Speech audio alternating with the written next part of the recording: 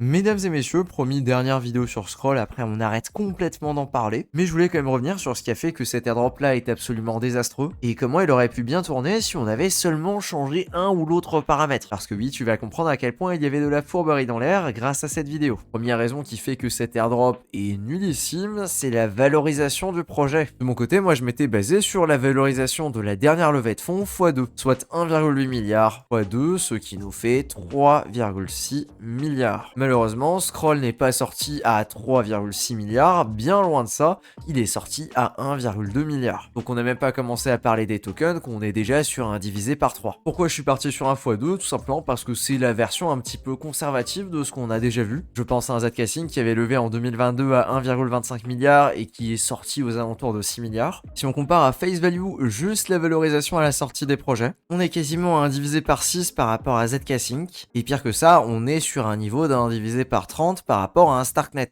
C'est te dire à quel point la valorisation de Scroll est absolument désastreuse, avec aujourd'hui, à l'instant là où je regarde, une FDV qui ne dépasse même pas le milliard de dollars. Juste sur ce premier point, on part déjà très mal. Le deuxième point, c'est que le pourcentage qui a été distribué est vraiment risible par rapport aux airdrops précédents. Zcasing, qui était vraiment un outlier et qui a distribué une grosse quantité de tokens, était à 17,5%. Scroll, juste ici, est à 5,5%. Soit vraiment pas grand chose, et encore c'est un mensonge, car à mon avis, on est plutôt aux alentours de 4,5%. Et oui, ce qu'on t'a pas dit, c'est qu'il y a également Binance qui a posé et qui a récupéré une grosse partie du magot. AZK, on a parlé dans sa dernière vidéo, lui il estime qu'il y a environ 33% de l'airdrop qui a été récupéré par Binance. Et même si c'est très difficile à justifier, je pense que c'est vraiment pas déconnant. Donc sur les 4% de l'airdrop linéaire, il y a 25% qui vont à Binance, ce qui fait qu'il nous reste 3% pour nous utilisateurs. Si on fait la somme avec les bonus, on arrive à un airdrop de 4,5%, ce qui est vraiment risible. Toujours sur le même sujet, on a également le fait que la distribution était entièrement linéaire, ou presque,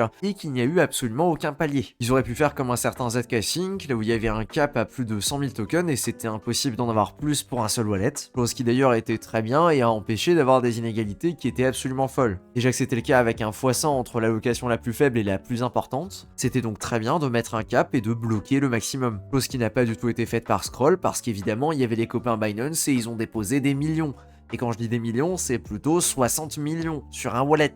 Je te laisse imaginer ce qu'il y avait sur tous les autres. Là, je te parle juste du plus gros qui a été identifié. Donc évidemment, il y a un énorme manque à gagner de ce côté-là pour tout le monde. Tout ça pour conclure que l'airdrop aurait pu ne pas être si dramatique que ça. Il y a vraiment 3 points qui nous l'ont mis sévère. La valorisation ultra faible, la quantité de tokens distribués très faible également, et le fait qu'il n'y avait pas de cap. Si ici on avait une valorisation, disons à x3 de la valorisation qu'on a eue, soit 2 fois la valorisation estimée lors de la dernière levée de fonds, on aurait reçu 10% pour l'airdrop à la place de 4,5%, et qu'il y aurait eu un certain cap maximum, bien je pense que l'airdrop aurait quand même pu être sympathique. Sans être exceptionnel, il avait quand même du potentiel. Mais là, quand t'as littéralement tous les métriques qui sont au plus bas possible, bien malheureusement, c'est nous qui en payons le prix. Généralement, sur les autres airdrops, sur ces paramètres-là, on en a peut-être un, voire même deux qui sont mauvais, mais on a au minimum le troisième qui va venir relever la balance et qui fait que les airdrops restent corrects. Là, pour le coup, sur nos 3 paramètres principaux, il n'y en a vraiment aucun pour attraper l'autre, et on est vraiment au fond du gouffre. C'est quelque chose qu'on a vraiment vu se dessiner au fur et à mesure des dernières semaines, là où à chaque fois on avait une petite annonce, on avait une information en plus, et on se disait que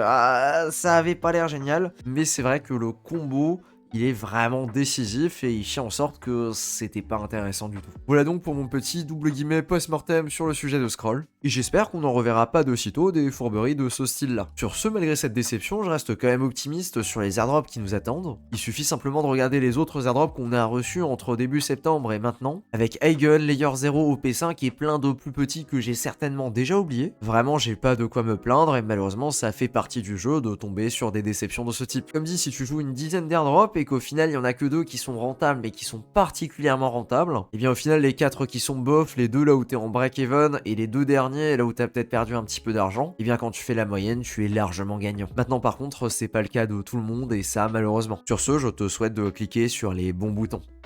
Ciao.